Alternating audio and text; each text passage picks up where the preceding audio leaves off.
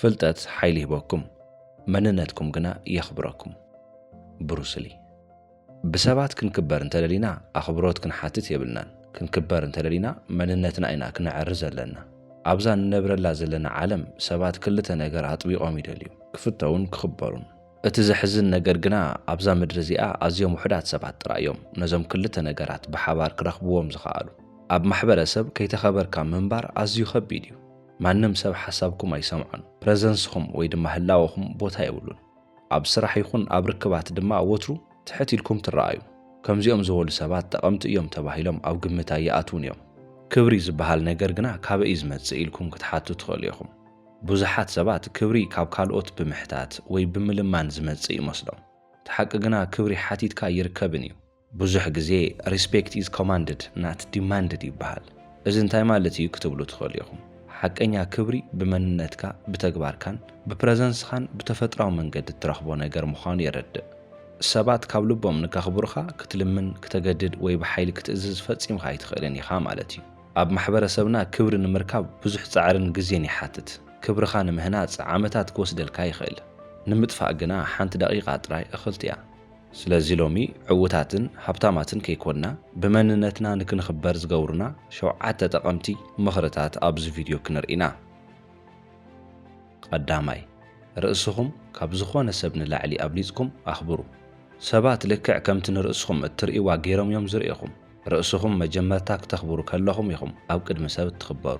ሓደ ዓብዪ ናይ ስነ ልቦና ኣብነት ክበኩም። ጋሻ ናብ ገዛኹም ክመጽእ ከሎ ገዛኹም ጽሩይን ኦርጋናይዝድን እንተኾይኑ እቲ ጋሻ ነቲ ገዛ ከየበላሹ ወይ ድማ ከየርስሕ ኣዝዩ ይጥንቀቕ እዩ። ኣብ ዝረስሐን ዘይተጸረገን ገዛ እንተኣትዩ ግና ዝኾነ ነገር ንምድርባይ ወይ ነቲ ገዛ ብዛዕባ ምርስሑ ፈጺሙ ኣይጭነቕን እዩ። ኣብ ማሕበራዊ ህይወትኩም እውን ልክዕ ከምዚ እዩ። ንስኹም ነፍስኹም ዋጋ ዘይትህብዋ፣ ባውንደሪስ ዘይብልኩም፣ ብቐሊሉ እትድፈሩን እንተኾይንኩም ሰባት ንዓኹም ኣትሒቶም ንክረግጽኹም ክልተ ግዜ ኣይሓስቡን እዮም። ሰባት እውን ርእስኹም ከም እተኽብሩ ከስተውዕሉ ከለዉ የኽብርኹም እዮም። ኣብ ውሽጥና ብዝስምዐና ስምዒት ኢና ናብ ጋሕዲ ዓለም ንንጸባርቆ።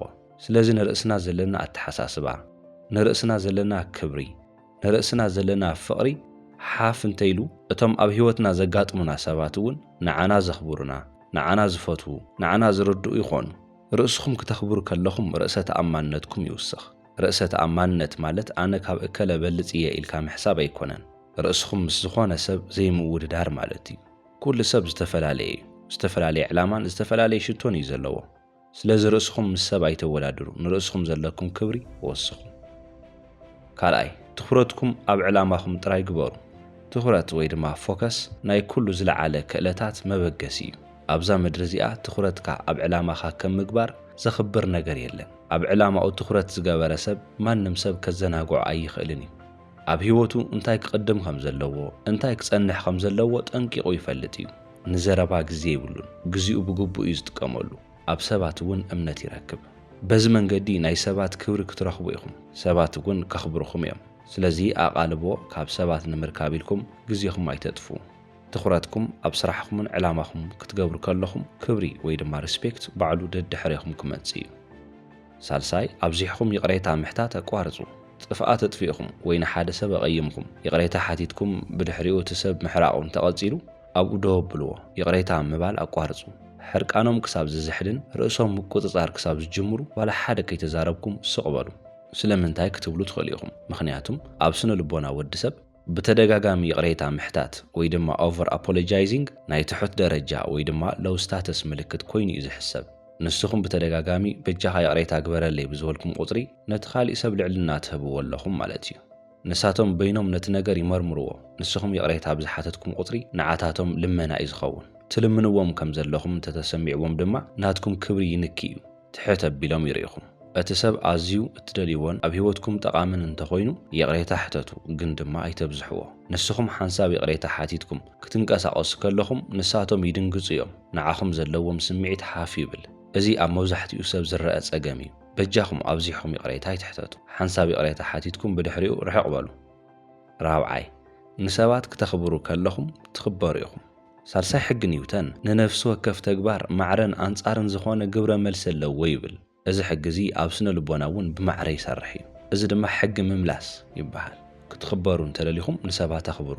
ሰባት ንዓኹም ብኸመይ ከኽብርኹም ኢኹም ትደልዩ። ክሰምዑኹም ሓሳብኩም ክቕበሉ ወይ ዋጋ ክህቡኹም ትደልዩ ልክዕ ከምኡ ንስኹም ንሰባት ኣኽብሩ ዴል ካርኔጊ ኣብ መጽሓፉ ነፍሲ ወከፍ ሰብ ኣብ ገጹ ኣገዳሲ ሰብ ምዃነ ያርኤኒ ወይ ድማ ሜክ ሚ ፊል ኢምፖርታንት ዝብል ጽሑፍ ተሸኪሙ እዩ ዝንቀሳቐስ ይብል ንሓደ ሰብ ኣትሒትኩም ወይ ድማ ኣውሪድኩም እትርእዩ እንተኾይንኩም እቲ ሰብ ብቃላት ዋላ ይዛረቦ እምበር ኣብ ውሽጡ ጽልእን ቅርሕንትን ይሕድር እዩ ሳይለንት ዝኾነ ጸላኢ ወይ ድማ ኢነሚ ክትፈጥሩ ትኽእሉ ኢኹም ካብ ከምዚ ዝበለ ሰብ ድማ ሓቀኛ ክብሪ ይትጸበዩ ክብሪ ማለት ንሰብ ምፍራሕ ኣይኮነን ክብሪ ማለት ንወዲ ሰብ ብሰብነቱ ዋጋ ምሃብ ማለት እዩ ነቲ ትሕቲኹም ዘሎ ሰራሕተኛ ይኹን ነቲ ልዕሊኹም ዘሎ ሓላፊ ብማዕረግ ተኽብሩ ከለኹም ማሕበረሰብ ንዓኹም ከም ፍትሓውን ልዑል መንነት ዘለዎን ሰብ ገይሩ ይርኤኩም ሓምሻይ ንፉዕ ኣዳማጺ ምዃን ንፉዕ ኣዳማጺ ምዃን ካብቲ ንስኹም እትዛረብዎ ዝያዳ ሓይሊ ኣለዎ ንፉዕ ኣዳማጺ ክብል ከለኹ እቲ ኻሊእ ሰብ ክሳብ ዝውድእ ተጻዊርኩም ክትዛረብዎ እትደልዩ ክሳብ እትዛረቡ ምጽባይ ማለት ኣይኮነን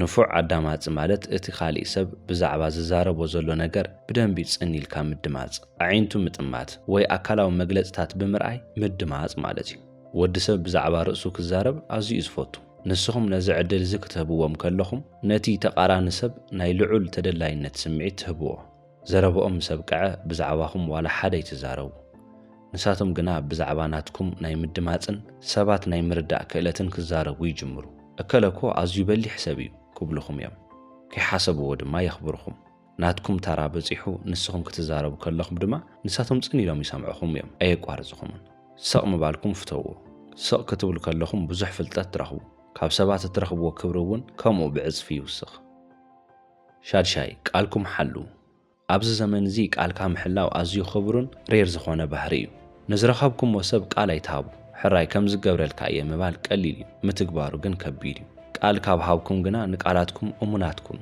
ንዝኾነ ሰብ ክትሕስቡ የብልኩምን ናይ ሓሶት ቃል እውን ንሰብ ኣይትሃቡ ኩሉ ግዜ ብቃልኩም ተረኸቡ ከምዚ ምግባርኩም ድማ ብሰባት ክትኽበሩ ይገብረኩም a man of his word ወይ ድማ ኣብ ቃሉ ዝርከብ ሰብ እዩ ድማ የብለኩም እዚ ትገብርዎ ግና ክብሪ ንምርካብ ጥራይልኩም ክኸውን የብሉን ሓቂ ምዝራብ መንነትኩም ግበርዎ መንነትኩም ክኸውን ከሎ ድማ ትኽበሩ ኢኹም ዝኾነ ይኹን ሰብ ከም ሓሳቡን ከም መታለልን ክረአ ይደልን እዩ ምክንያቱም ድማ ኣብ ሰባት ዝነበረካ ክብርን ተቐባልነትን ስለ ዝጠፍ እዩ ስለዚ ሰብ ቃልና ንኹን ቃልና ንሓሉ ንሕና እውን ክንክበር ኢና ሻብዓይን ናይ መወዳእታን ጽሩይ ክዳን ምኽዳን ሰብ ብዝኽደኖ ክዳን ክግመት የብሉን ዝብል ኣባሃህላ ኣሎ ብመንፈሳውን ሞራላውን ደረጃ እዚ ሓቂ እዩ ኣብ ስነ ልቦና ማሕበራዊ ህይወት ግና እዚ ብዛዕባ እንኽደኖ ክዳን ኣይኮነን ብዛዕባ ጽሬት እቲ ክዳን እዩ ሓደ ሰብ ንዓኹም ንመጀመርታ ግዜ ክሪአኩም ከሎ ኣብ ውሽጢ 3 ሰከንድ ውሳነ ይህብ እዩ እዚ ድማ ፈርስት ኢምፕሬሽን ይበሃል ክባር ይኹን ሕሳር ወይ ድማ ብራንድ ክዳን ምልባስ ጸገም የብሉን እቲ ቀንዲ ነገር ግና